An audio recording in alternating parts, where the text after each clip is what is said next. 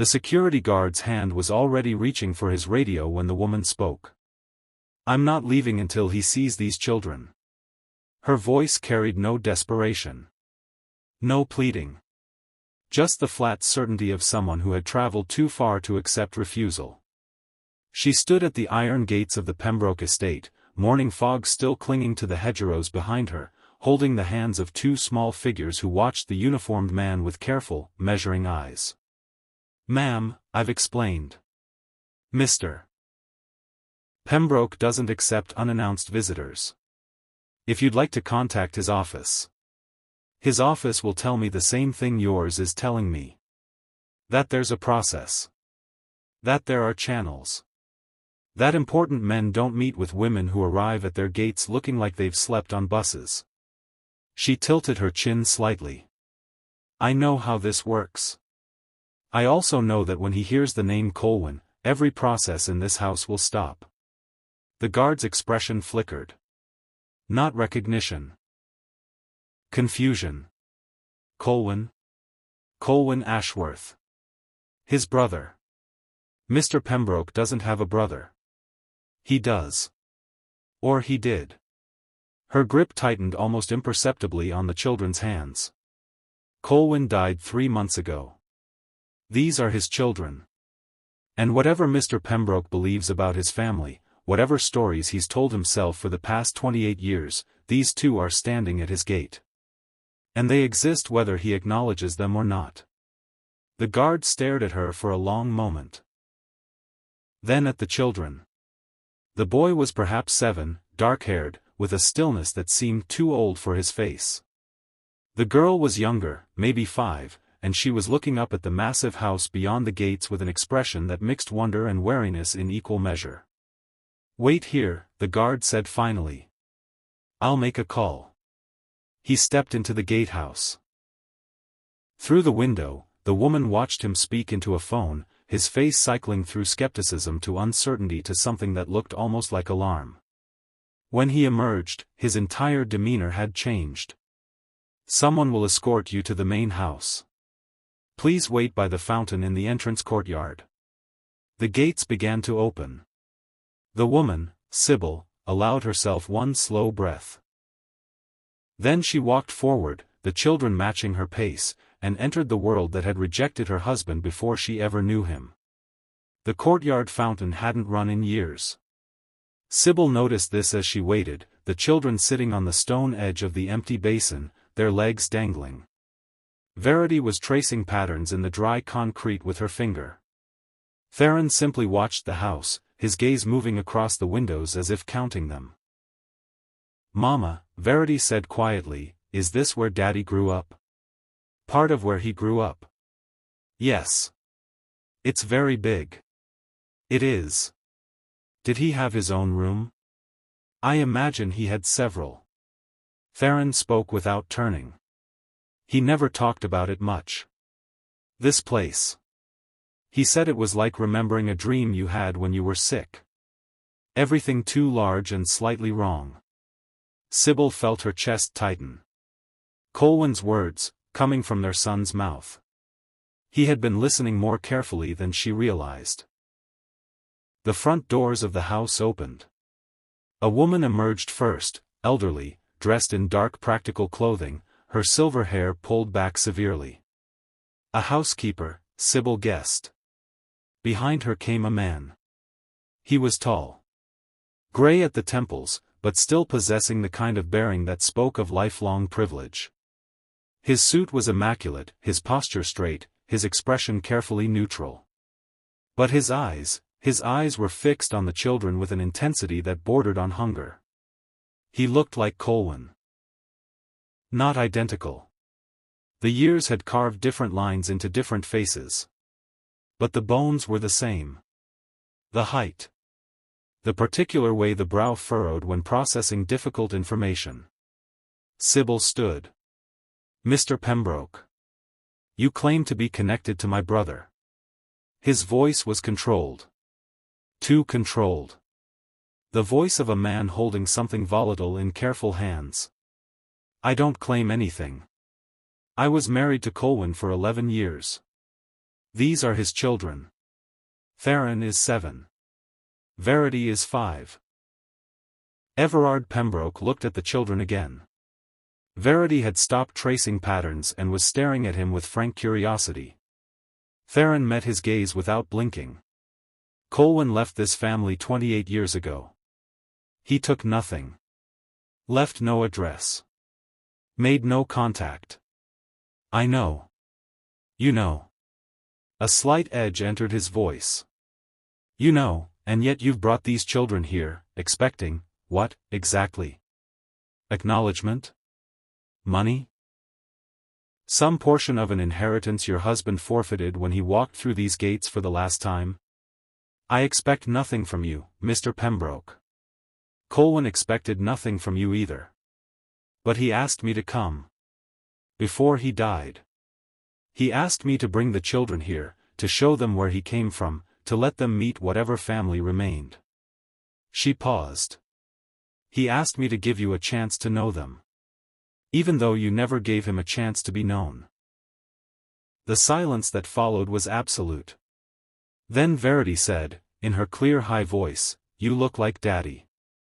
Around the eyes. Everard flinched. Actually flinched, as if the child had struck him. Perhaps, the housekeeper said quietly, we should continue this conversation inside. The morning is still cold. The sitting room was designed to intimidate. Sybil recognized the strategy. The high ceilings, the formal furniture arrangement, the portraits of ancestors staring down from the walls.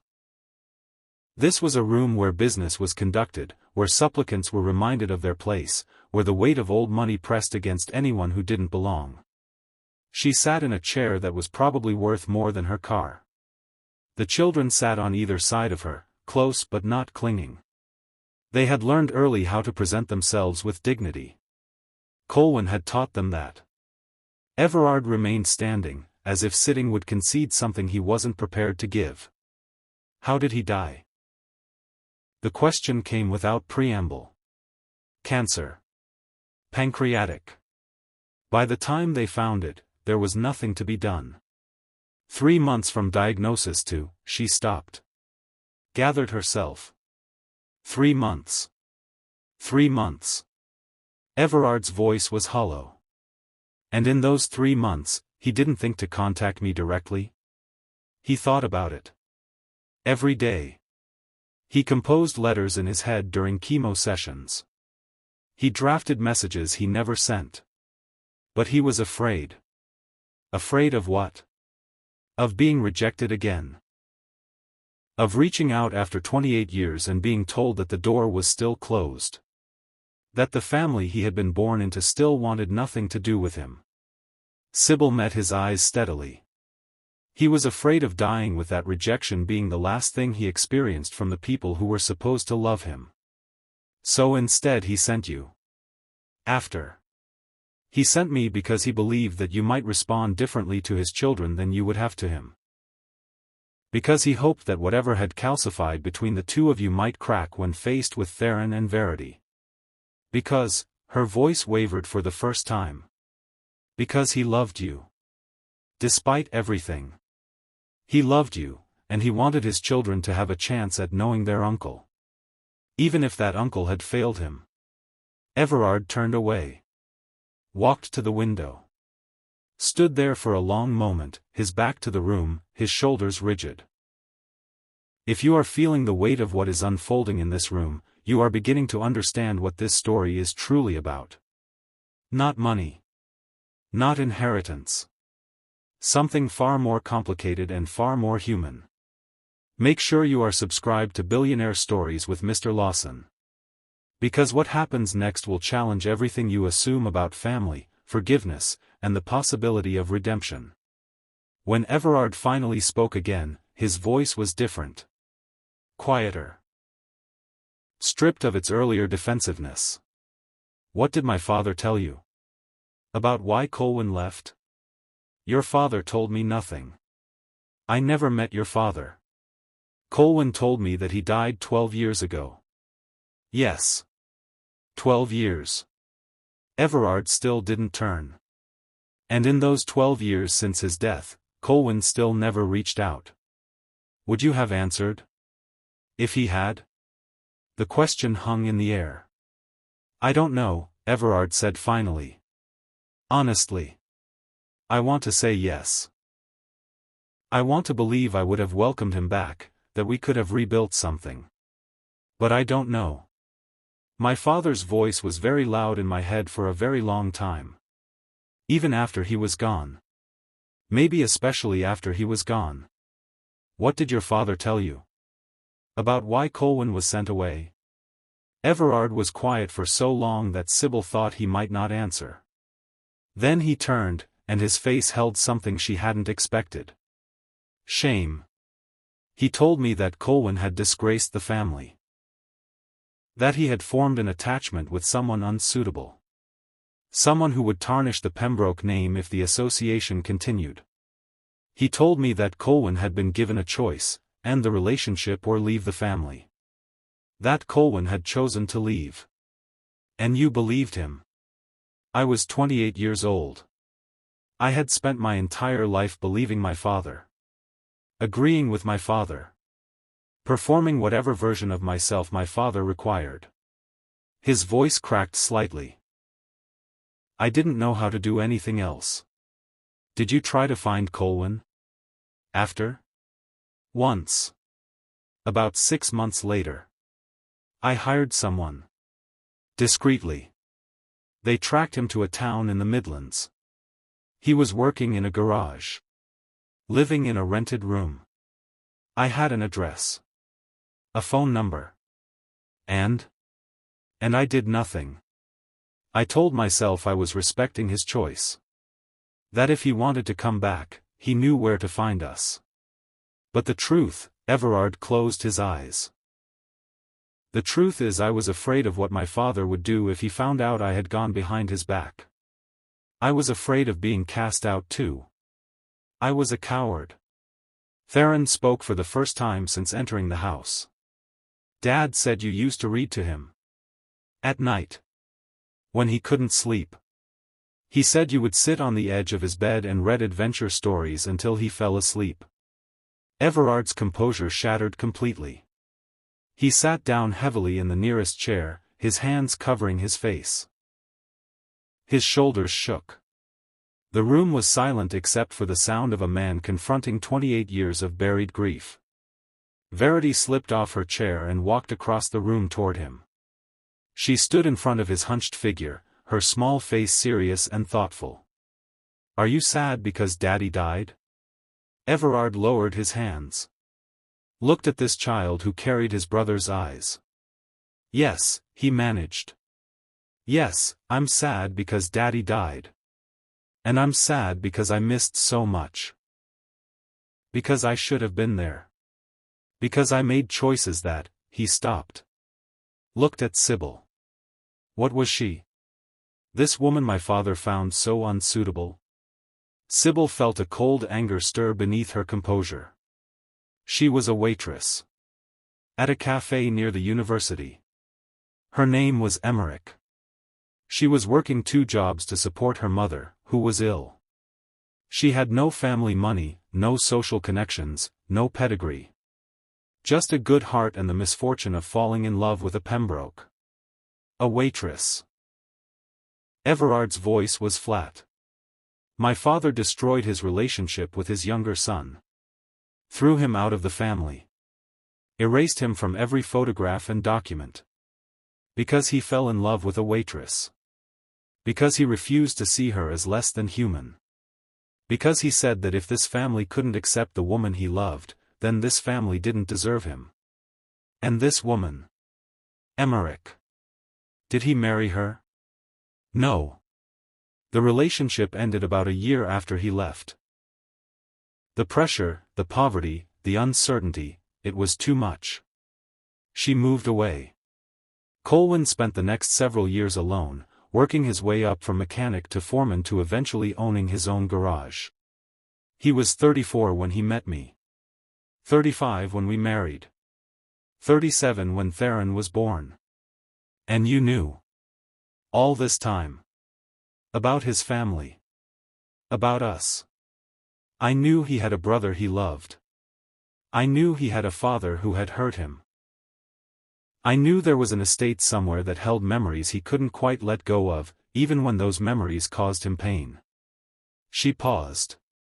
I knew he kept a photograph of the two of you. Hidden in his desk drawer. Two boys on a lawn, squinting into sunlight. He never showed it to me directly. I found it after he died, going through his things. Everard made a sound that might have been a sob. We were happy. That summer. The summer that photograph was taken. I was 12. He was 8. Our mother was still alive. Father was different. Less rigid. Less consumed by the family's image. He wiped his face with the back of his hand. Everything changed after Mother died. Father became someone else. Someone who saw everything in terms of legacy and reputation and what the family owed to its name. Colwyn said the same thing. He said he remembered a different father. A father who laughed sometimes. Who took them fishing. Who read the Sunday papers aloud in funny voices. Yes. That father existed once. Then he disappeared, and the one who replaced him, Everard, shook his head. I adapted. I learned to become what that new father required. Colwyn couldn't. Or wouldn't. He was always more himself than I was. More willing to risk disapproval in order to be authentic.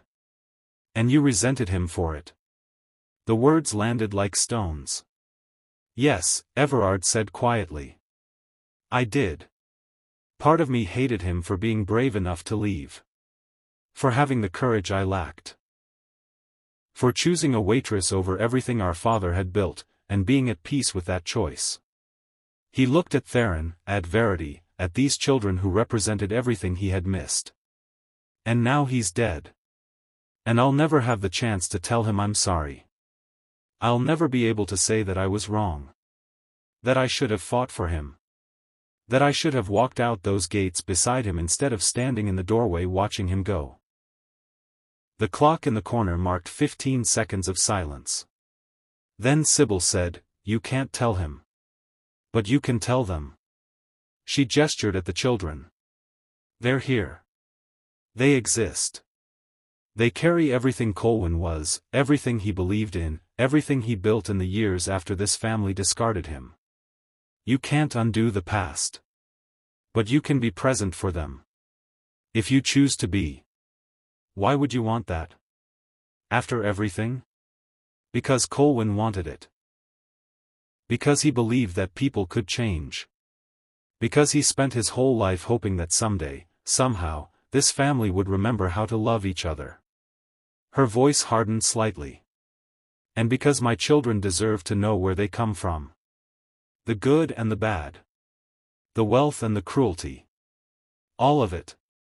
I won't raise them with blank spaces where their history should be. Everard looked at his niece and nephew, words he had never expected to use, roles he had never expected to fill. What do you need? He asked. Practically. What do you need? We need nothing. We're managing. Colwyn left enough to keep us stable while I finish my teaching certification. We have a flat. We have routines. We have each other. But? Sybil hesitated.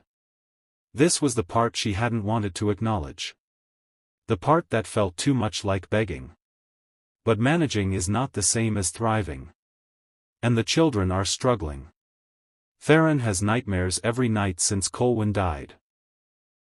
Verity asks questions I can't answer about why Daddy had no family at his funeral. They need, she stopped. They need something I can't give them. A sense that they belong to something larger than our small flat. A connection to the past that isn't just pain and absence. Stay. The word came out before Everard seemed to realize he was saying it. What? Stay here. At the estate. Not forever if you don't want. Just, he stood, pacing now, something frantic in his movements. Stay long enough for me to know them. For them to know this place. For all of us to understand what we are to each other. Mr. Pembroke. Everard. Please. Everard. We can't simply move into your house. You're a stranger. Whatever blood connection exists, it's been buried for nearly 3 decades. Then let me unbury it. Give me the chance to be something other than the man who failed my brother. Let me try. Verity tugged on Sybil's sleeve. Mama. Can we stay? I want to see the gardens. Daddy said there were gardens with hedges you could get lost in. Theron said nothing. But his eyes were fixed on Everard with an expression that held equal parts hope and skepticism. The expression of a child who had learned that adults made promises they couldn't keep. Sybil looked at this man, this stranger with her husband's face, and felt the weight of the decision pressing down on her. 1 week, she said finally. We'll stay 1 week. After that, we'll talk about what comes next. Everard nodded. Relief flooding his features. 1 week. I'll have rooms prepared. Whatever you need. We need very little. We're used to very little. Then let me give more than very little. Not to buy anything. Not to obligate you. Just, he struggled for words. Just because I can. And because I should have been giving to Colwyn all along. The rooms Aldith prepared were in the east wing, overlooking the gardens Verity had asked about. Sybil stood at the window of the main bedroom while the children explored the connecting suite that would be theirs. Through the glass, she could see the hedge maze in the distance, its geometric patterns made golden by the afternoon sun. Colwyn had described this view to her once. Late at night, when sleep wouldn't come and memories surfaced like debris from a shipwreck. He had talked about looking out at those hedges as a boy, imagining that if he could find the center of the maze, he would find something magical. A doorway. An answer. A place where things made sense. Did you find it? She had asked. The center? Many times. There was a stone bench. Nothing magical. Just a place to sit and be alone with your thoughts. Was that enough? Sometimes. When I was very young. He had been quiet for a long moment. Later, I realized the magic wasn't in the center. The magic was in the searching. In believing there was something to find. Now she was here. In the house that had shaped him and broken him. Looking at the maze he had walked as a child. Sleeping in rooms that held the echoes of a family that had chosen pride over love. 1 week, she had said. She wasn't sure if it would be enough. Or if it would be too much. Dinner that evening was formal and awkward. The dining room could have seated 30. Instead, 4 people clustered at one end of the enormous table, the empty chairs stretching away into shadows. Aldith served courses that neither Theron nor Verity recognized, rich foods prepared with techniques that belonged to a world far removed from their usual meals. Verity pushed a piece of duck around her plate with deep suspicion. Does it taste like chicken? It tastes like duck, Everard said, a hint of amusement breaking through his tension. Which is somewhat different from chicken. Can I have chicken instead? Verity, Sybil said quietly. It's fine. Aldith can prepare something simpler if. She needs to learn to try new things. This is a new thing. Sybil's voice was firm but not harsh. 3 bites. Then you can decide. Verity took 3 careful bites. Her face went through several complicated expressions. It's okay, she concluded. Not as good as Daddy's roast chicken. But okay. The mention of Colwyn created a ripple of silence around the table. Everard cleared his throat. Your father cooked? Every Sunday, Theron said. He said Sunday dinner was sacred. That no matter what else happened during the week, Sunday dinner was when we sat together and remembered we were a family. What else did he cook? Everything. He learned from Grandma Ashworth, that's Mama's mum, when they first got married. He said he wanted to make sure we never went hungry, even if everything else went wrong. Sybil watched Everard absorb this information. The image of his brother, raised in this house with servants and formal dinners. Learning to cook in a small kitchen, determined to provide for his family in the most basic way possible. He was good at it, she added. Cooking. He found it meditative. Said it was the only time his mind actually quieted down. He always thought too much. Everard's voice was soft. Even as a child. He would lie awake for hours, his mind churning through questions nobody could answer. I would find him in the library at 3 in the morning, reading philosophy books he was too young to understand. That never changed. The thinking. The questioning. Sybil smiled slightly. He drove me crazy sometimes. Wanting to examine every decision from every angle. Unable to simply do something without understanding why he was doing it. Father hated that about him. Said it showed a lack of character. That real men made decisions and moved forward without all the hand-wringing. Everard's expression darkened. Father was wrong about a lot of things. What was grandfather like? Theron's question silenced the table. Everard looked at Sybil, asking permission. She nodded slightly. Your grandfather, Everard began carefully, was a complicated man.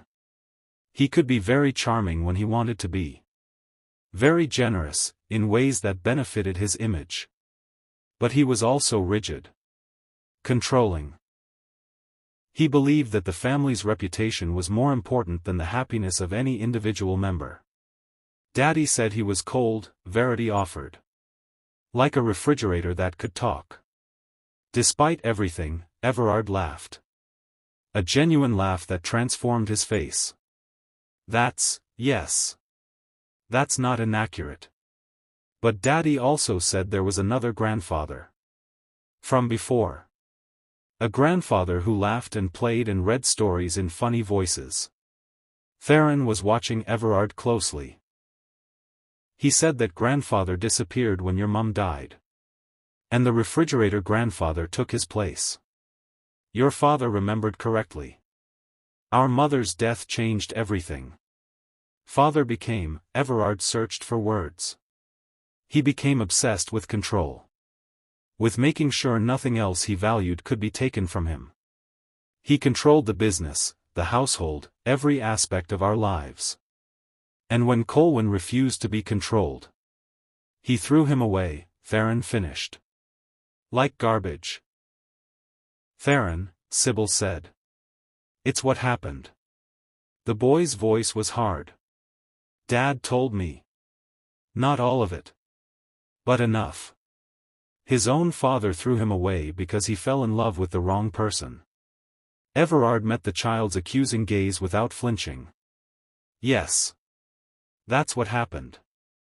And I didn't stop it. I stood in that hallway and watched my brother walk out the door, and I didn't say a word. I didn't fight for him. I didn't choose him over my own comfort. He paused. I've regretted it every day since. Every single day. Then why didn't you come find him? Because I was a coward. Because it was easier to pretend he didn't exist than to face what I had allowed to happen. Because, his voice broke. Because I convinced myself that he was better off without us. That he had escaped something I was still trapped in. That my silence was a form of protection rather than abandonment. That's stupid, Theron said flatly. Theron. Sybil's voice carried warning. No, let him speak. Everard leaned forward. He's right. It was stupid. It was a story I told myself to avoid feeling guilty. And all those years I was constructing elaborate justifications, your father was out there building a real life. Finding your mother. Raising you and your sister. Being brave in all the ways I never was. Theron stared at him for a long moment. Then he said. Dad talked about you. Sometimes. When he thought we weren't listening. What did he say? That you were the best part of growing up here. That you protected him when you could. That he wished, the boy stopped. His composure cracking. He wished you could see who he became. After. He wanted you to be proud of him. Everard's face contorted. I am proud. I'm proud of everything he built. Everything he survived. Everything he created despite what this family did to him. He was crying now, making no effort to hide it. I just wish I had told him that while he was alive. I wish I had been brave enough to find him and say the words. Instead of learning about his life from strangers, 3 months after he's already gone. The dining room held the silence of grief shared across a table, across years, across all the distance that could never be fully bridged. Then Verity, practical as always, said, "Can I have pudding now? The duck made me sad and I need something sweet." This is where we pause for a moment. Because what you are witnessing is the beginning of something fragile. A family trying to rebuild itself from wreckage. A man confronting the cost of his cowardice. Children seeking to understand the history that shaped them before they were born. Make sure you are subscribed to Billionaire Stories with Mr. Lawson. Because the journey ahead will test all of them. And what emerges from that testing will determine whether forgiveness is truly possible when so much has been lost. The first 3 days established patterns. Verity woke early and demanded to explore the gardens. She had adopted Aldith as her personal guide, peppering the elderly housekeeper with questions about every flower, every path, every stone bench tucked into unexpected corners. "This one's my favorite," she announced on the second morning, standing before a particularly ragged rosebush that had clearly seen better decades. "It's trying so hard even though everything around it is doing better." "That's brave." Aldith looked at the struggling rosebush with new eyes. "I suppose it is. Daddy said bravery isn't about being the best. It's about trying when trying is hard." Verity touched one of the sparse petals gently. "This rose is trying." Later, Aldith mentioned the conversation to Everard. He ordered the gardener to give that particular rosebush whatever attention it needed. Theron, meanwhile, had found the library. He was methodical about it. Started at the northwest corner and worked his way along the shelves, pulling down volumes, examining them, making small notes in a journal Sybil had brought for the trip. He seemed particularly drawn to the older books, the ones with cracked spines and yellowed pages, the ones that had been read before by other hands. "Some of these have writing in the margins," he told Everard on the third day. "Notes. In pencil." Everard came to look. His expression shifted when he saw the handwriting. "That's Colwyn's. He used to annotate everything he read. Our father was furious about it, said books were meant to be preserved, not defaced." "They're not defaced. Theron searched for the word. "They're conversations. It's like Dad was talking to the authors. Arguing with them sometimes. Agreeing other times." He held up a volume of Seneca's letters. He wrote, finally, "Someone who understands" next to one of the passages about exile. Everard took the book carefully. Read the passage Colwyn had marked. Felt something twist in his chest. The Stoic philosopher had written about how exile strips away everything external, leaving only what is truly ours, our character, our choices, our capacity to find meaning wherever we are. Colwyn had underlined every word. "Can I keep reading them?" Theron asked. "The ones with his notes?" "Yes. Yes, of course. Read them all." And Everard hesitated. "And tell me what you find. If you want to. I'd like to know what he was thinking. What he was learning. What mattered to him." "Okay." Theron paused. "He wrote your name sometimes. In the margins." When a passage mentioned brothers, or family, or home, Everard couldn't speak. Just nodded. And left the library before his nephew could see him break. Sybil, meanwhile, was conducting her own exploration. Not of the house, she had limited interest in its grandeur. But of its owner.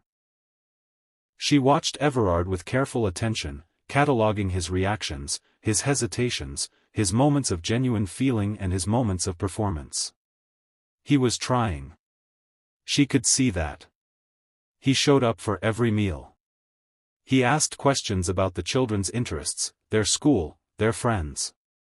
He listened when they answered. He was learning to be present in a way that seemed foreign to him, as if presence itself was a skill he had to acquire. But there were walls. Carefully maintained. Topics that made him shift uncomfortably. Silences that stretched too long. On the third evening, after the children were asleep, she found him in the study. He was holding a glass of whiskey and staring at a photograph on the wall, two boys on a lawn, squinting into sunlight. The same photograph she had found in Colwyn's desk. He kept a copy, she said quietly, entering the room. Everard didn't turn. Did he? Hidden. In his drawer. I found it when I was going through his things. I didn't know there were two copies. I thought this was the only one that existed. He finally looked at her. Father ordered all photographs of Colwyn destroyed. After. I saved this one. Hid it in a book. Then hung it here after Father died, where no one would think to question it. You defied him. In that one small way. Yes. His smile was bitter. The grand rebellion of Everard Pembroke. He hid a photograph in a book. Sybil sat down across from him. Why did you never marry? The question seemed to surprise him. How do you know I never married? I researched you. Before coming here. There's quite a bit of information available about the Pembroke family. Enough to know that you were engaged once. To a woman named Ottilie. But the engagement ended. Ottilie. He said the name like a word from a forgotten language. Yes. We were engaged for 2 years. She was appropriate. Good family. Proper education. Everything my father would have approved of. What happened? I realized I didn't love her. More than that, I realized I didn't know how to love anyone. I had spent so many years performing emotions that I had forgotten what real ones felt like. I couldn't marry her knowing I would give her nothing but a convincing imitation of a husband.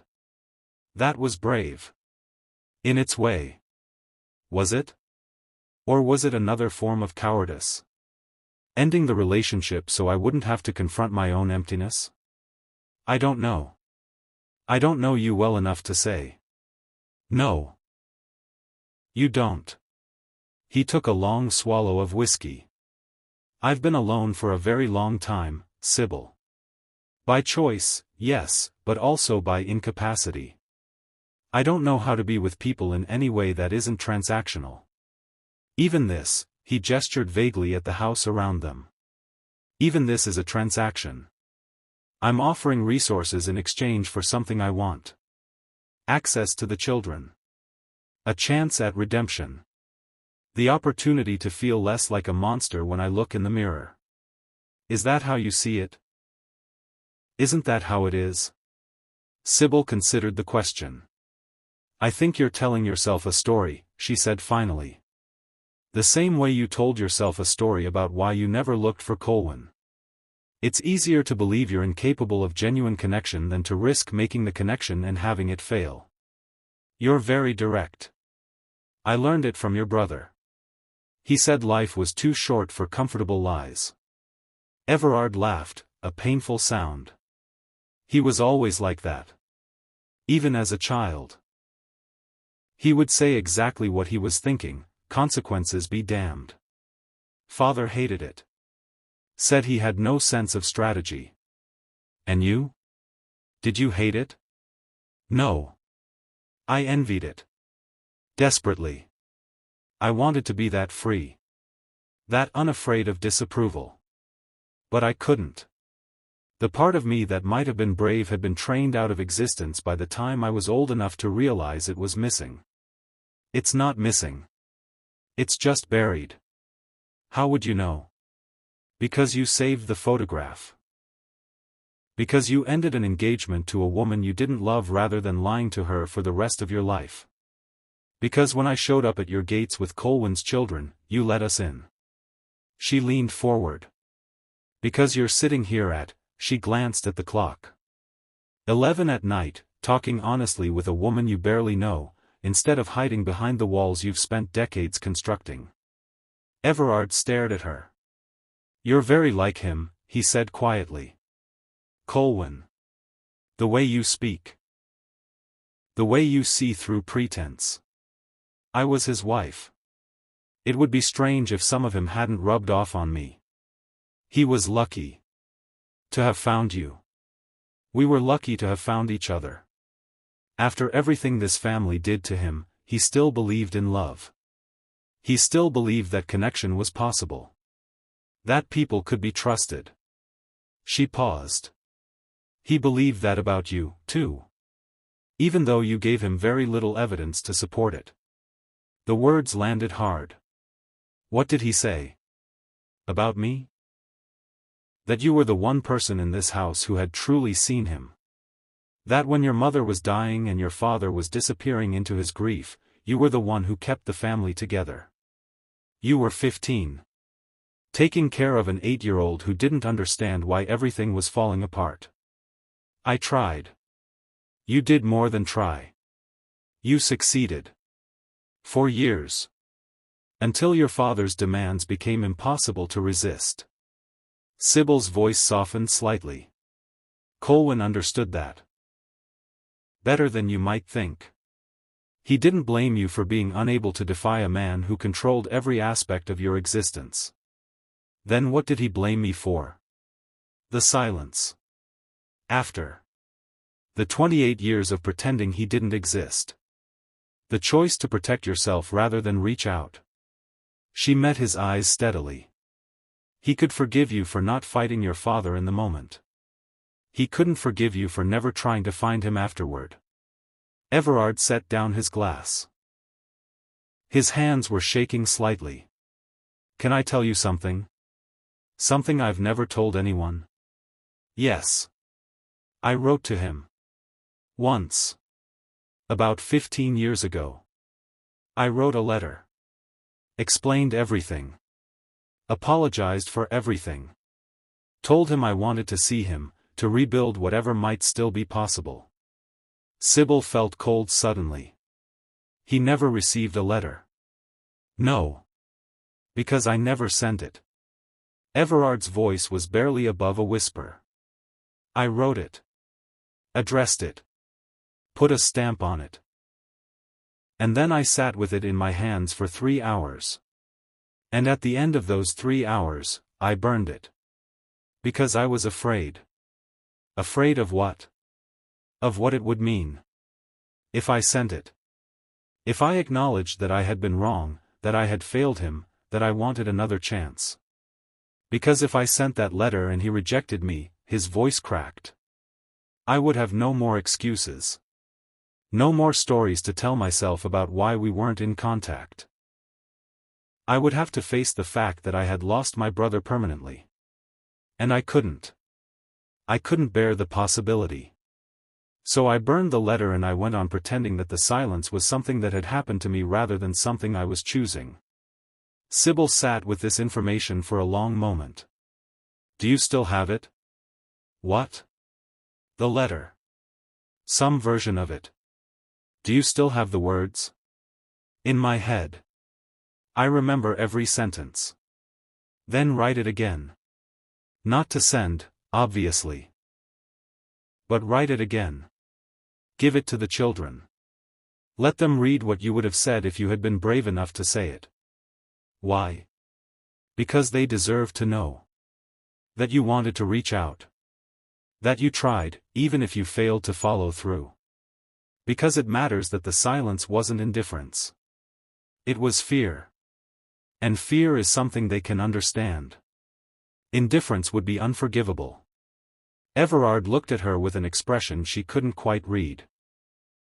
"You're not what I expected," he said. "What did you expect?" "Someone angrier. Someone who came here looking for revenge, or justice, or whatever satisfaction comes from confronting the family that hurt the person you loved." I was angry. For a long time. When Colwyn first told me about his family, about you, I wanted to burn this house down. I wanted every Pembroke to feel what he had felt. She paused. But anger doesn't help the children. They don't need a mother consumed by old grudges. They need someone who can help them understand where they come from without drowning in the pain of it.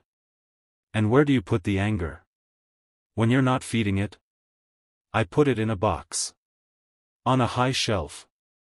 I take it down sometimes, when I'm alone, and I look at it. Acknowledge it.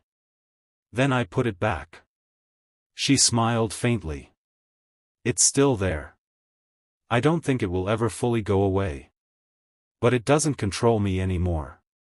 I don't know how to do that. Put things in boxes. Everything I feel. Everard spread his hands helplessly. Everything just sits there. In the open. Getting larger. I don't know how to contain any of it. That's what the therapy is for. Therapy? You need to talk to someone. A professional. Someone who can help you process 28 years of buried guilt without destroying yourself in the process. I've never. I know. I can tell. You've been carrying this alone for nearly 3 decades.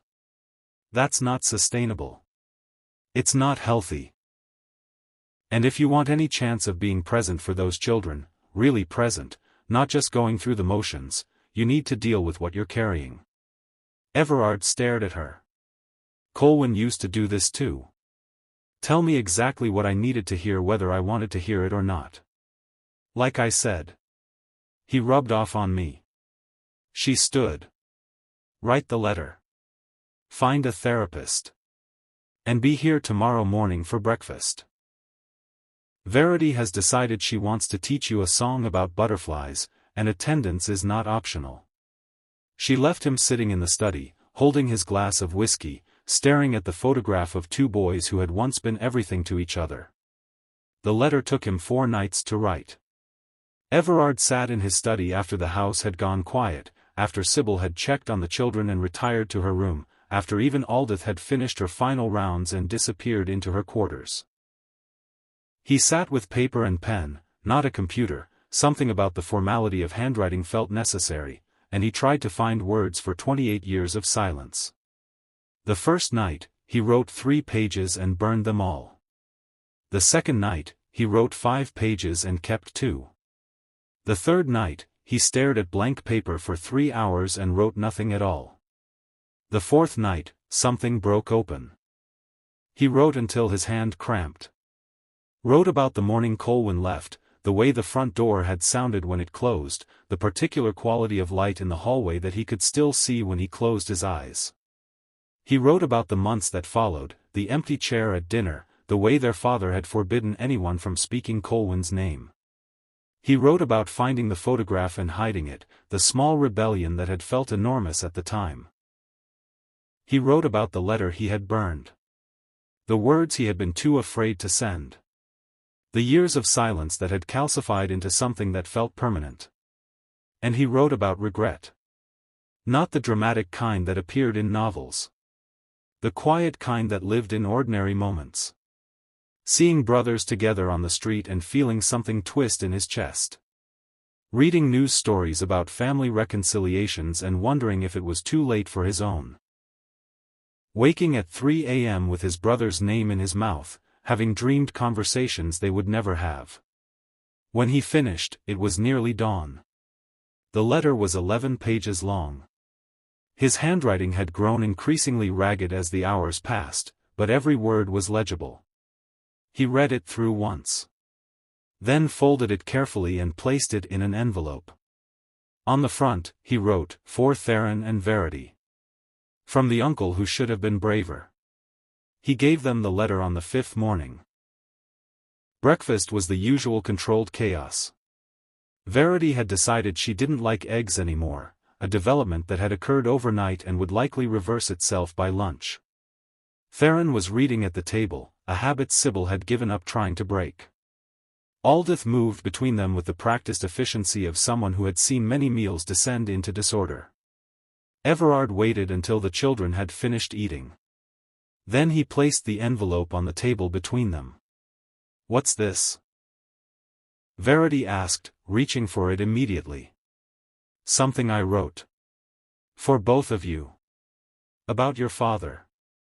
About me. About," he paused. "About the things I should have said a long time ago." Theron looked up from his book. His expression was unreadable. "You don't have to read it now," Everard continued. "You don't have to read it at all if you don't want to. But your mother suggested," he glanced at Sybil, who nodded encouragingly. "She suggested that you deserved to know what I would have said. If I had been brave enough to reach out while your father was still alive." Verity was already tearing open the envelope. Theron watched her with the particular caution of an older sibling who had learned to let his sister go first into uncertain territory. The pages spilled out onto the table. 11 sheets covered in cramped handwriting, the evidence of a man trying to excavate decades of buried feeling. "It's very long," Verity observed. "Yes. I had a lot to say. Can you read it to us? Some of the words are hard." Everard looked at Sybil again. She inclined her head slightly. "If you want me to." "Yes." They moved to the sitting room. Verity curled up on one end of the sofa, Theron on the other.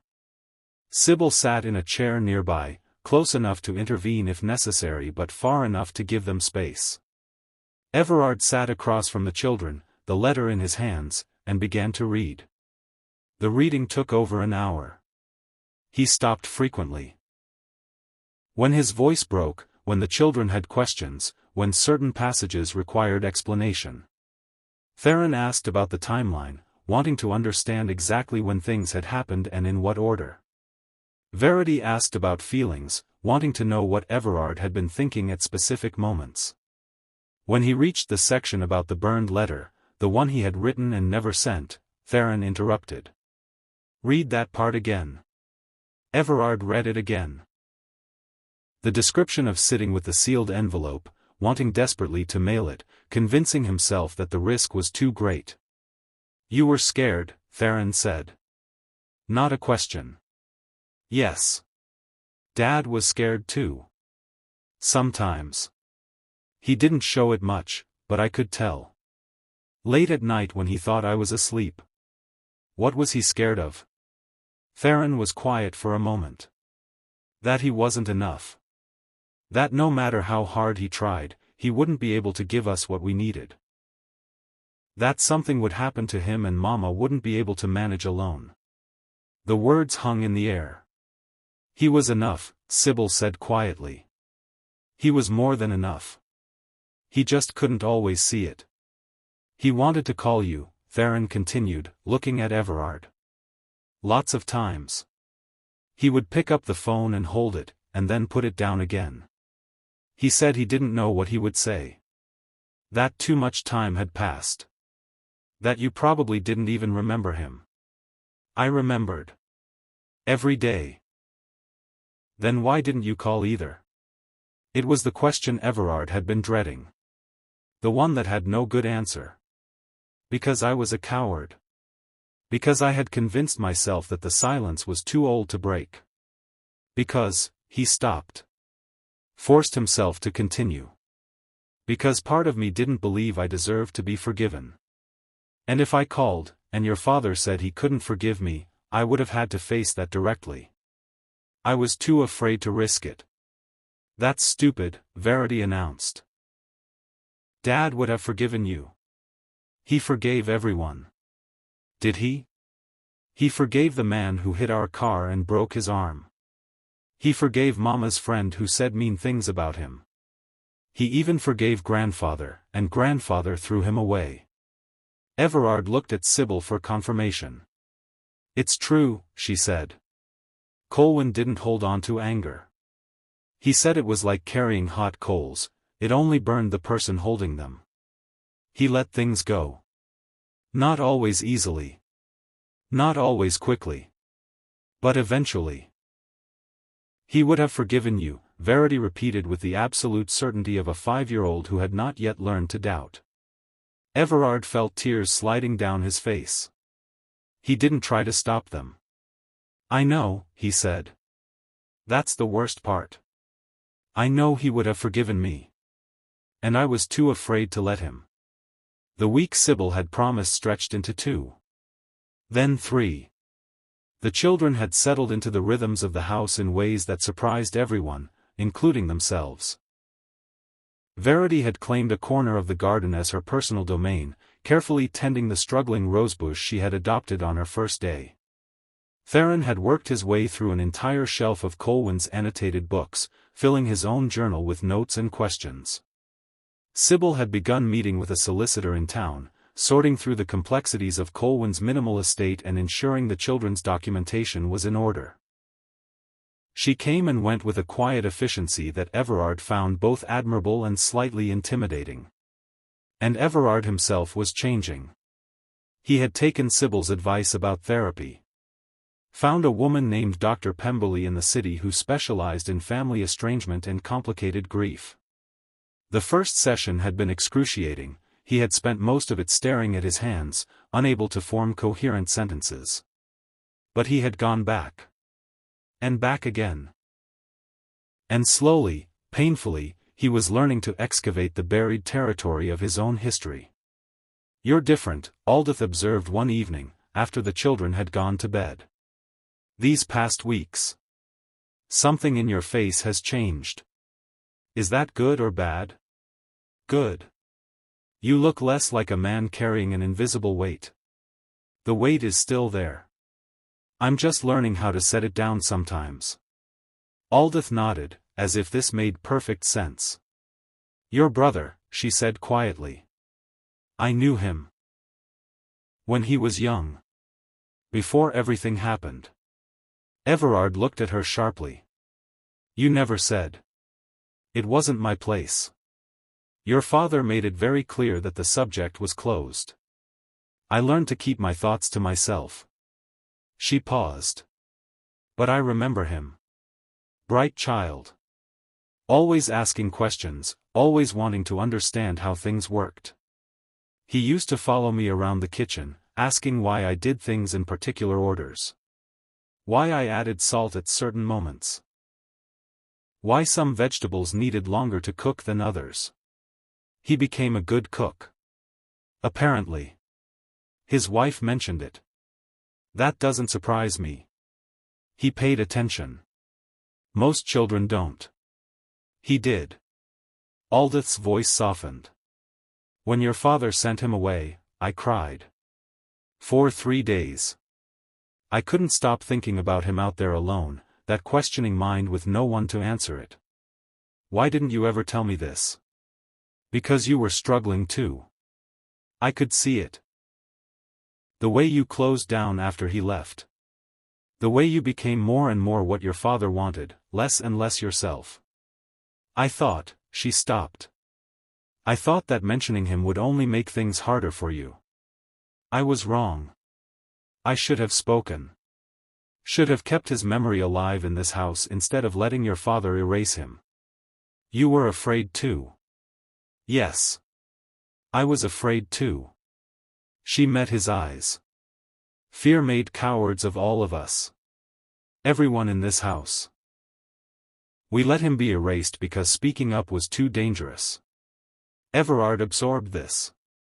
Added it to the growing collection of truths he was learning to carry. It's not too late, he said finally. To remember him. To speak about him. No. It's not too late. Will you tell the children? What you remember? The kitchen stories, the questions, all of it. Aldith smiled, a rare expression on her usually severe face. I would like that very much. The conversation came on a Thursday evening, 3 weeks into their stay. Theron had been quiet all day. More quiet than usual, which was saying something for a boy who already spoke sparingly. He had skipped breakfast, barely touched lunch, spent most of the afternoon in the library with the door closed. Sybil knew something was wrong but couldn't identify what. She had learned, over 7 years of parenting this particular child, that pushing rarely helped. Theron would speak when he was ready. The best she could do was make sure he knew she was available. At dinner, he finally broke his silence. I need to talk to Uncle Everard. Alone. The table went still. Of course, Everard said carefully. After dinner? Now. Please. Sybil looked at her son, trying to read what was happening behind those serious eyes.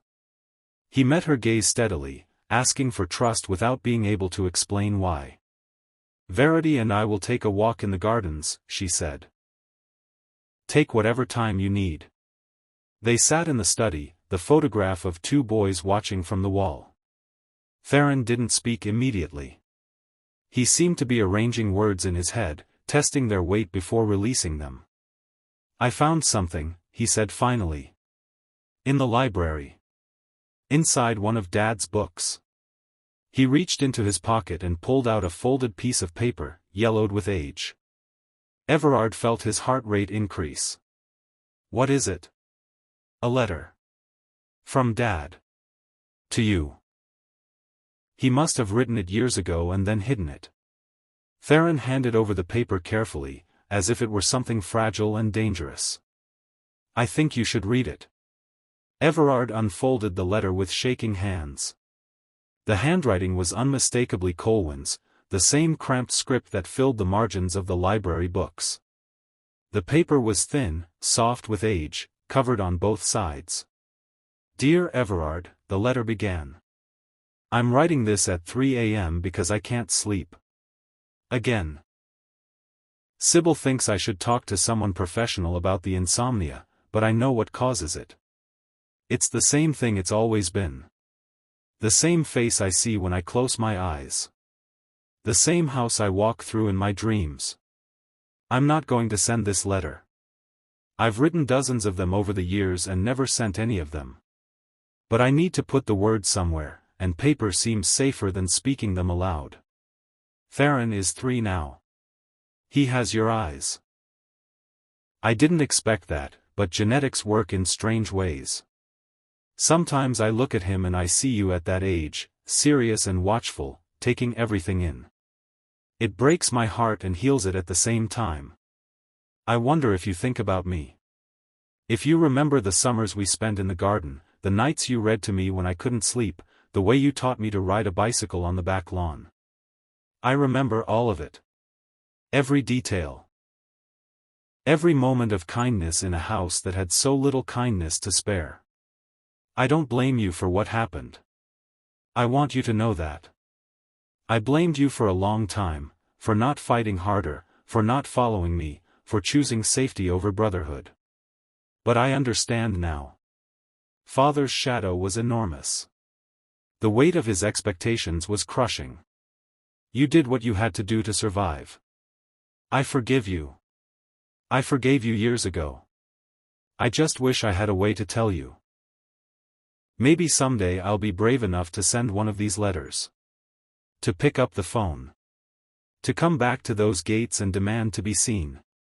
But for now, the words stay hidden in books, waiting to be found by someone who might need them. If you're reading this, Everard, it means something brought you to this book. Fate or chance or the particular magic of libraries. And if you're reading this, I want you to know, I love you. I never stopped. Even in the worst moments, even when the anger was hottest, I loved you. You were my brother. You are my brother. Nothing that happened can change that. Colwyn.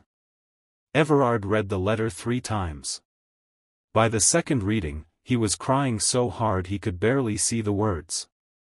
By the third, he had given up trying to stop. Theron sat across from him, watching, his own eyes bright with unshed tears. He wrote it, the boy said quietly. He forgave you. He just never told you. No. Everard's voice was wrecked. He never told me. But he wanted to. He tried to. He just, Theron struggled for words. He was scared too. Like you were scared. Both of you, scared of the same thing, and neither of you brave enough to break through it. Yes. That's really sad. Yes. It is. They sat in silence for a long moment. The weight of lost time pressing down on both of them. Then Theron said, "But you found it now. The letter. You know now. Does that matter? When he's already gone?" "I think it does." The boy's voice was thoughtful. "Dad used to say that love doesn't expire. That it stays, even when the person is gone. That the things we feel for each other are real, even if we never got to say them out loud." He paused. "He loved you. He forgave you. That's real. It doesn't matter that he's not here to say it. It's still true." Everard looked at this child, 7 years old, carrying wisdom that would have humbled philosophers twice his age. "When did you become so wise?" "I'm not wise. I'm just repeating what Dad told me." Theron almost smiled. "He said lots of things. I tried to remember all of them. So I could tell people later. So he wouldn't be forgotten. He won't be forgotten. I promise you that. As long as I'm alive, I'll make sure people know who he was. What he meant. And after you're gone, then you'll tell them. And Verity. And whatever children you might have someday. The story will keep going." Theron nodded slowly. "I'm glad we came here," he said. "Even though I was scared. Even though I wasn't sure you would be," he stopped. "Would be what?" "Worth it. Dad always said you were the best part of this family. But I didn't know if that was true or if he was just remembering you the way he wanted you to be. And now?" The boy considered the question carefully. "Now I think maybe both things are true. You were the best part. And you also weren't brave enough. Both things." At the same time. He met Everard's eyes directly. "People can be more than one thing. Dad taught me that too. If you have been following this story from the beginning, you understand now that we are in the territory of transformation.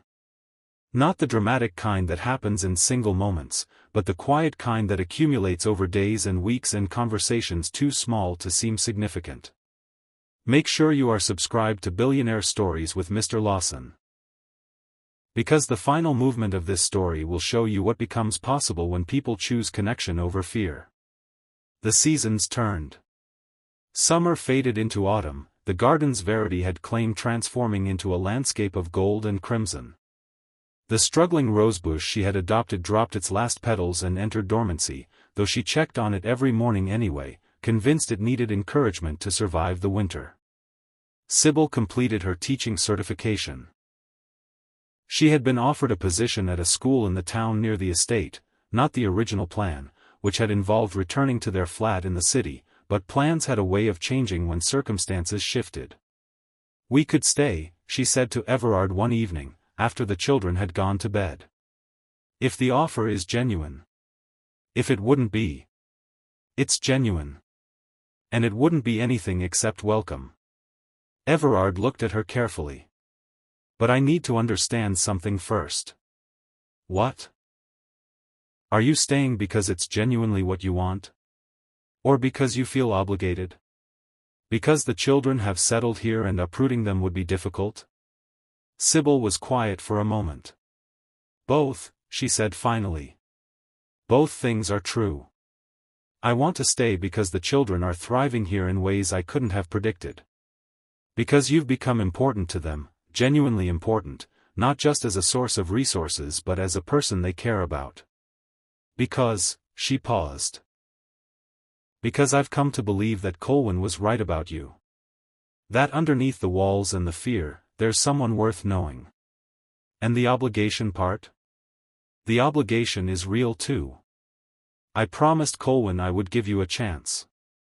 That I would bring the children here and see what happened. I've kept that promise. And now, she spread her hands.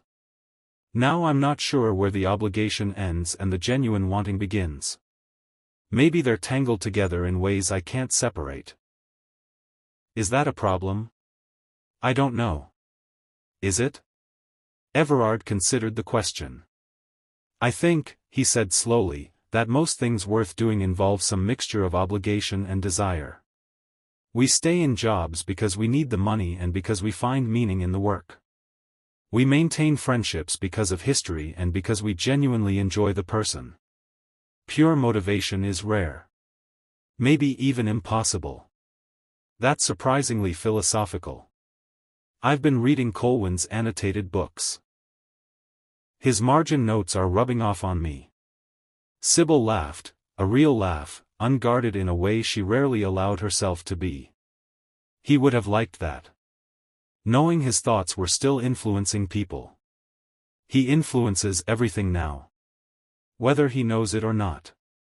Everard gestured at the house around them. This place is different because of him. Because of you. Because of the children. Even if you left tomorrow, it would never go back to what it was. The silence has been broken. And if we stay? Then we see what grows. In the garden Verity is tending. In the library Theron is exploring. He paused. In whatever we're building here. Between all of us. Sybil looked at him for a long moment. All right, she said. We'll stay. For now. And we'll see what grows. Winter arrived with the first significant snow in years. Verity was ecstatic. She had seen snow before, of course, but never in quantities sufficient for her ambitions. Within hours of the first accumulation, she had recruited Theron, Everard, and a reluctant Aldith into an elaborate snowman building project that eventually produced something resembling a frozen royal family. That one is the king, she explained, pointing at the largest figure. And that one is the queen. And those two are the prince and princess. What about that small one? Theron asked, indicating a lumpy figure Verity had constructed last. That's the family ghost. Every castle has one. This isn't a castle, Aldith observed. It's castle-sized. Close enough. Everard watched them work, his hands wrapped around a mug of tea that had gone cold hours ago. He couldn't remember the last time there had been children in this garden. Couldn't remember the last time there had been laughter echoing off the hedges. The sound of it was strange and beautiful and almost painful in its unfamiliarity. You're staring, Sybil said, appearing beside him. I'm memorizing. Memorizing what? This. All of it. The snow, the snowmen, the sound of Verity explaining her fictional monarchy to anyone who will listen. He paused. I don't want to forget what this feels like. Having people here. Having family. You won't forget. I might. I've forgotten how to feel so many things over the years. What if I forget this too? Sybil was quiet for a moment. Then we'll remind you, she said finally. That's what family does. We hold memories for each other. Fill in the gaps when someone forgets. Is that what we are now? Family? I don't know what else to call it. You're the children's uncle. She hesitated. You're something to me too. I'm not sure what yet. But something. Something is more than I expected. When you arrived at those gates, I thought, Everard shook his head. I thought you had come to condemn me. To force me to see what I had done. I didn't imagine you might also offer a way forward.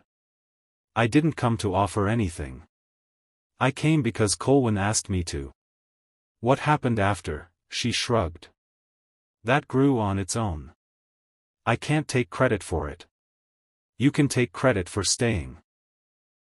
For giving me a chance when I hadn't earned one. For raising children generous enough to forgive a stranger who had failed their father. They're not strangers to you anymore.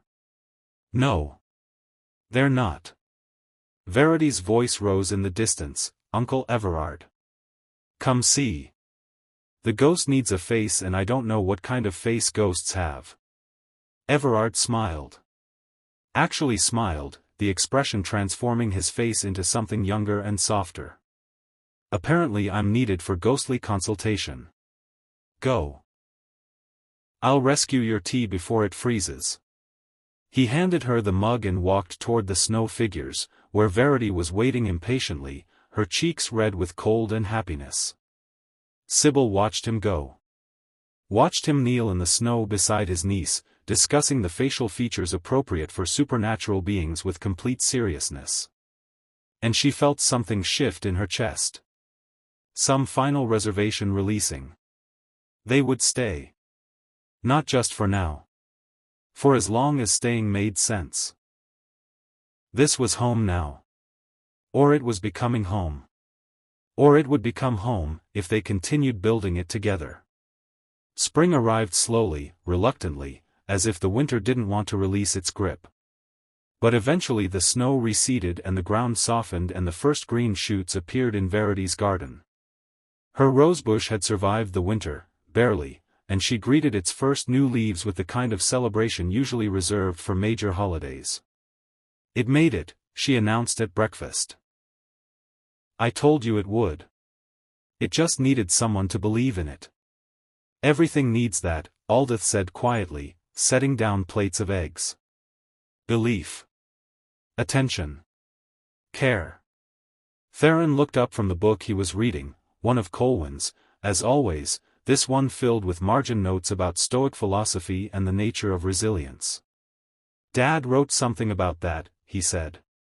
About how things grow in the direction of attention. He said we become what we focus on.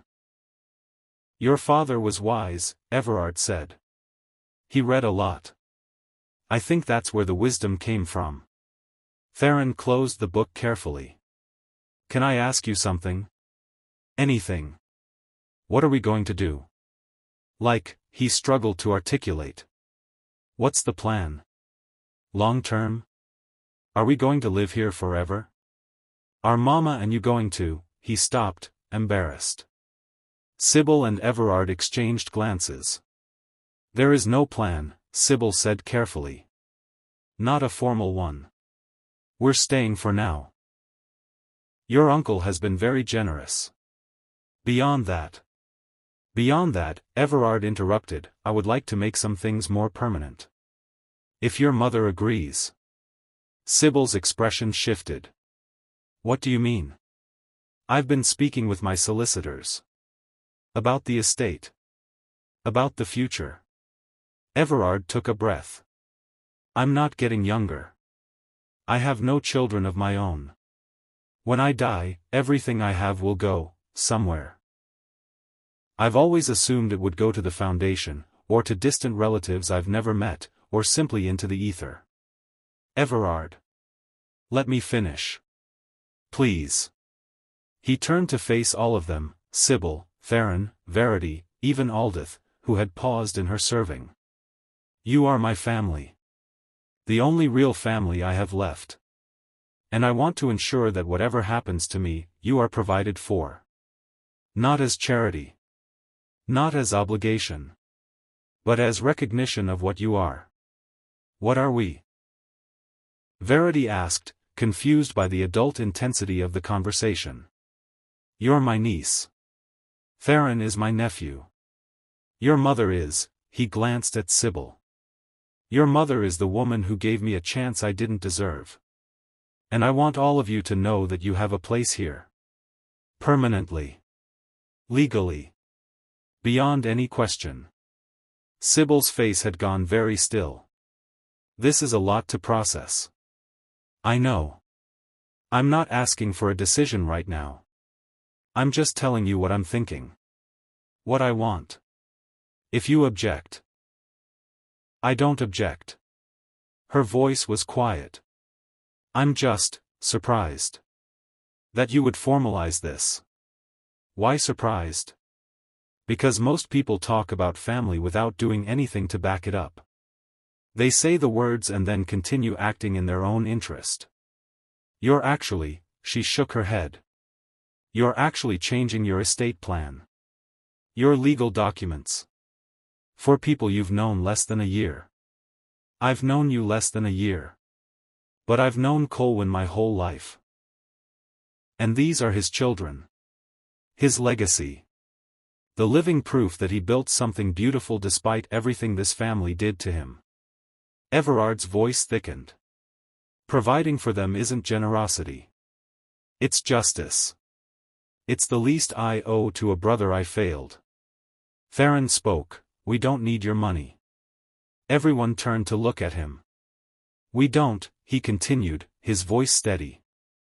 Dad taught us that money isn't what matters. That you can have everything and still have nothing if you don't have people.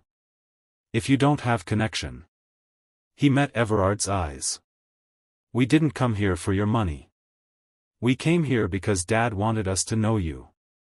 And we know you now. That's enough. Everard felt tears threatening again.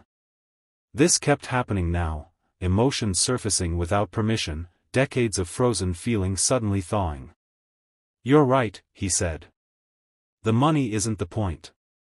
But I want you to have it anyway. Because it gives me peace. Because knowing you'll be secure, no matter what happens, helps me sleep at night. He paused. Can you let me have that? The peace of knowing I've done at least this one thing right?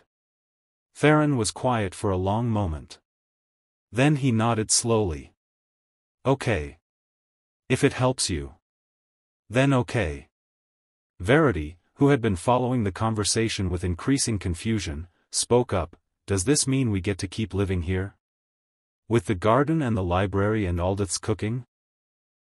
Yes, sweetheart, Sybil said, her voice rough. It means we get to keep living here. Good.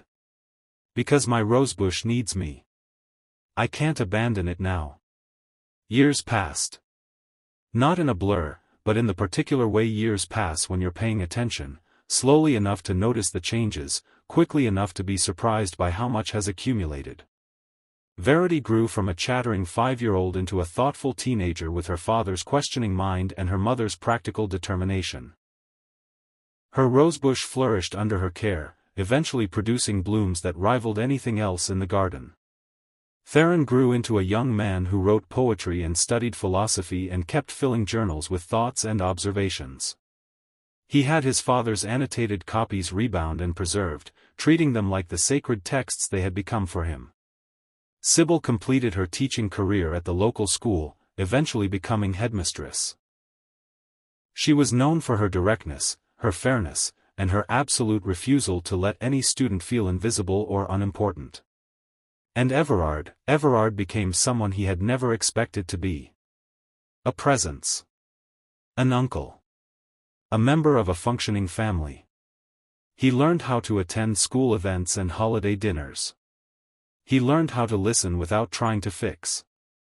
He learned how to admit when he was wrong and apologize without qualification.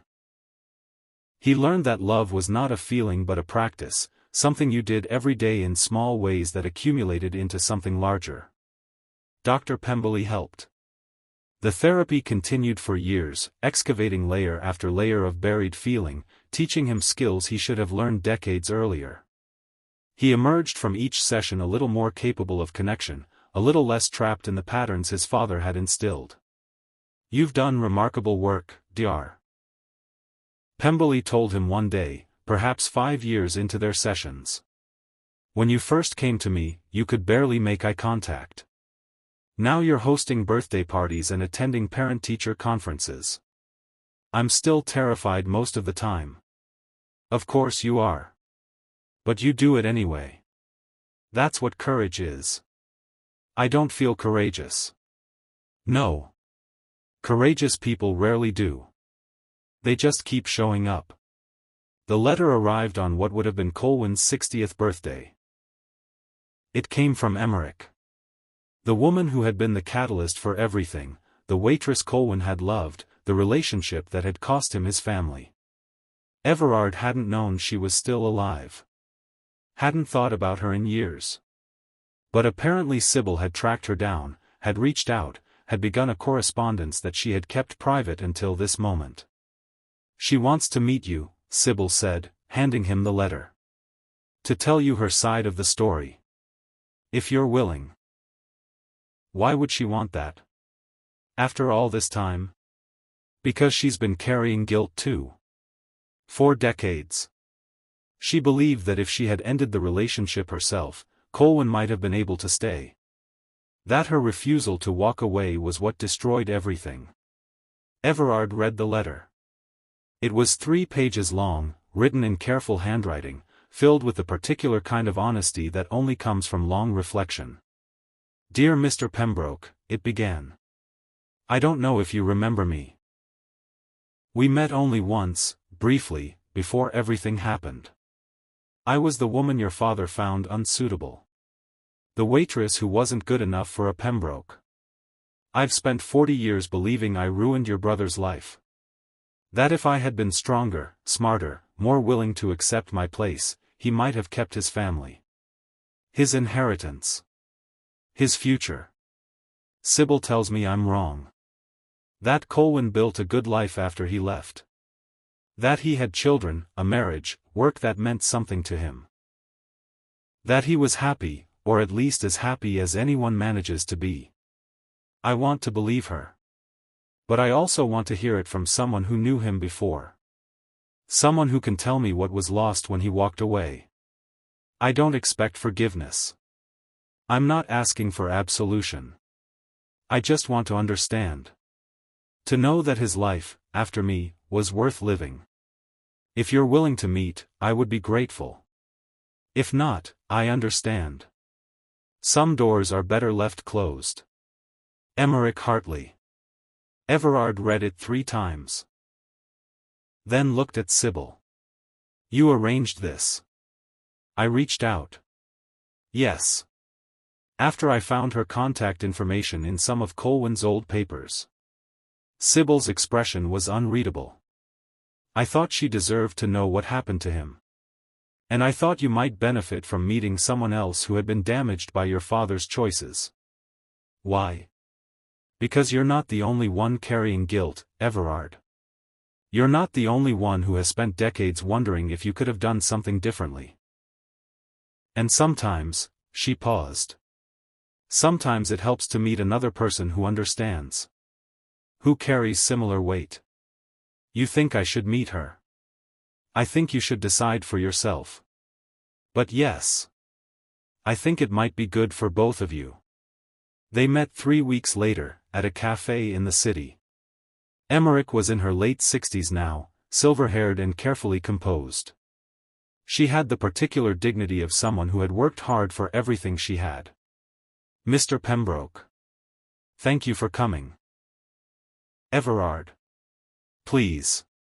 He sat down across from her, suddenly uncertain what to do with his hands. "And thank you for writing." "I didn't," he stopped. "I didn't know you were still alive. I didn't know anything about you, really. Just that you existed. That you were the reason. The reason your father threw Colwyn out." "Yes. I was young," she said quietly. 22 years old. Working 2 jobs to keep my mother in a nursing home. I met Colwyn at the cafe where I worked. He was. She smiled slightly. He was different. Gentle. He asked questions about my life like the answers genuinely mattered to him. That sounds like him. We fell in love. I didn't mean to. I knew he was from a different world, that nothing could really happen between us. But he made me forget all of that. He made me feel like maybe the world could be different than it was. And then my father found out. And then your father found out. He came to see me. At my flat. Offered me money to end the relationship. Her voice hardened slightly. He called me a distraction. Said I was interfering with Colwyn's future. That if I truly cared about him, I would let him go. But you didn't. No. I refused. Partly because I loved Colwyn. But partly, she met his eyes. Partly because I was angry. At being dismissed. At being treated like an obstacle instead of a person. I wanted to prove that your father couldn't control everything. What happened then? Colwyn chose me. Chose to leave rather than give me up. Emmerich's composure cracked slightly. I was so proud of him. So grateful. And so terrified. Because I knew what it was costing him. What he was walking away from. Did you stay together? For about a year. But the weight of it, his sacrifice, my guilt, the poverty, the uncertainty, it became too much. We started fighting. About money, about the future, about whether he resented me for what he had lost. Eventually we agreed to separate. He moved north. I stayed in the city. Did you ever see him again? Once. About 10 years later. I saw him on the street, by accident. He was with a woman, Sybil, I know now. They were laughing together. He looked, she stopped. He looked happy. Genuinely happy. I didn't approach him. I didn't want to disturb what he had built. But you wondered. Every day. For 40 years. Whether he forgave me. Whether he blamed me. Whether his life, after me, was worth everything he had given up. Everard reached into his pocket and pulled out a folded piece of paper. The letter Theron had found, hidden in Colwyn's book. He wrote this, Everard said. Years ago. To me, though he never sent it. But there's a passage, he found the section and read aloud, I don't regret leaving. I thought I would, in those early years. Thought I would wake up one day consumed by bitterness about everything I had lost. But it didn't happen. What I lost was a family that couldn't love me as I was. What I gained was the freedom to become myself. That's not a bad trade. Emmerich listened with tears streaming down her face. He didn't blame you, Everard continued. He didn't blame any of us, really. He just kept going. Built a life. Found people who loved him properly. Had children who carry him forward. He was always stronger than me.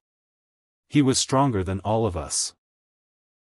But that doesn't mean we can't learn from him. Can't try to become a little more like he was. Emmerich wiped her face with a napkin. Sybil told me you've changed. That you're different now than you were when they first arrived. I'm trying to be. It's slow work. Undoing decades of damage. But you're doing it. Yes. Because of them. The children. Sybil. They gave me a reason to become someone worth knowing. Emmerich nodded slowly. Maybe that's what Colwyn would have wanted. For all of us. Not to be trapped by what happened, but to use it. To let it make us better instead of bitter. He wrote that too, actually. In the margins of a book about Stoicism. Something about how suffering only destroys us if we let it. That it can also be the forge that shapes us into who we're meant to become. He was always reading. Thinking. Trying to understand. Emmerich smiled through her tears. I'm glad I loved him. Even though it cost us both so much. I'm glad he existed. I'm glad I got to know him, even briefly. So am I. And I'm glad you wrote to me. It helps, Everard paused. It helps to know I'm not the only one who has been carrying this. That the damage my father did extended beyond our house, beyond our family, into lives I never knew about.